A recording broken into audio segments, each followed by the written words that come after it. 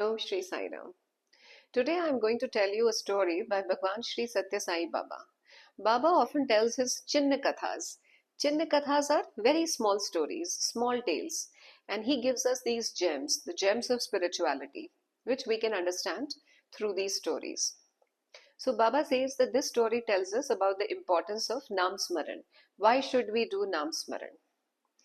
So Baba says that once upon a time there was a man and he was a relatively good man. As such, you can't find any faults with him. He was a good man, decent, hardworking, and he had his own shop. It was a clothes shop. And he used to work very hard. From morning till night, he was there at his shop, working hard, trying to please the customers, trying to get the exact fabrics that they needed. And he was completely involved with that. His wife, on the other hand, was a very simple woman and she was a very religious person. And she loved doing all kinds of pujas and vrat and going to satsang and all these activities that the women in her neighborhood also did. Though while she went there, she used to feel anxious that in these satsangs we are always told that we must do Namasmaran, we should remember God, that this is the best practice for Kali Yuga. But my husband doesn't do any Namasmaran. He's so busy with his business. He's always so busy working hard that he doesn't do it. I should make him do it. So one day she came home and told her husband that, my dear, I think you should start doing Namasmaran. It's as important as our business. Husband, he didn't want to waste any time arguing with her, and yet he knew that he would never hear the end of it if he didn't agree with her. And just then they had had a small child, a baby boy. So he said, listen, let's name our little baby boy Govind. Let's call him Govind. Now that is God's name, isn't it? So every time I call Govind, I'll be taking God's name. Is that okay with you?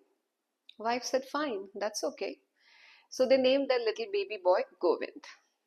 And time flew by. 2 years went by. The man was still working very hard at his shop, and the wife was taking care of the home and the little baby.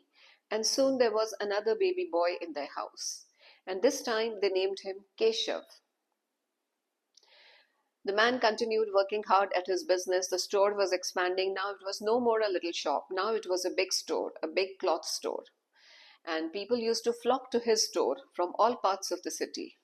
And now he had a number of people employed there by him. He wasn't the only one sitting there. Then the third child was also born, and this time the child was named Shankar. And finally, a fourth baby boy was born, and he was named Madhav.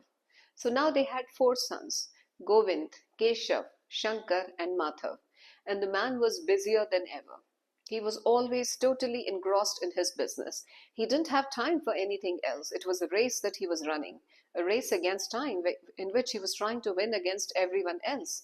And he was doing a fairly good job of it. But now, as time was passing and he was growing older, he frequently found himself falling sick. All the hard work that he had put in his young age and taken all the stress because of the business was now making him sick. All the hard work that he could put in the young age, he could not do it now at this time. He was forced to take some rest. And so his sons would also go to the shop, to the store, and they would also sit there and look after it and try to do as much as they could. And they were good sons. But he, however, always felt that he should be there to supervise things, to look after them, because he was sure nobody could do it better than him. He was that hardworking. But still, time was flowing by and time doesn't forgive anyone. And with time, he was becoming older and sicker.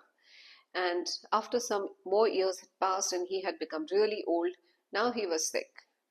And the doctors were coming to his house every day and they were trying to give him the best treatment that they could, but his condition didn't seem to improve. He was bedridden. And then one day, finally, the chief physician told his wife that we are very sorry, we have done our best that we could, but the rest is in the hands of God.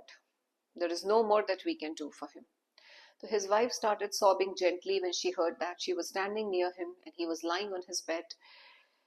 And they were all grief-stricken, the wife and the children, because they all loved him dearly. He was a good man. Now the man, he was sinking very fast. And he was almost semi-conscious by that time. He opened his eyes once and he looked at his wife. She was there by his side, sobbing gently and wiping her tears in her little pallu. Then his eyes closed again. Then very feebly he called out, Govind, where are you? And then the son said, Papa, I'm right here. Don't worry. I'm here with you.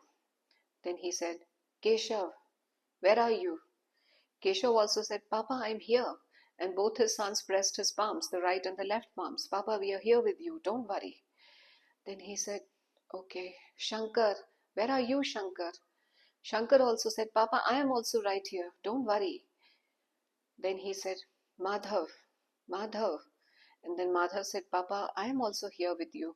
Don't worry, Mummy and all four of us are here with you. You're not alone. We are all of us here with you. And they tried to reassure him by saying that we are all here with you. But somehow, upon hearing that, he came out of that semi-conscious state. His eyes flew open, and he said sharply, well, if all of you are here, who is there at the store? I would like to know. Who is there at the store? And, sadly, these were his last words. After saying this, he passed away. So, those were the last words.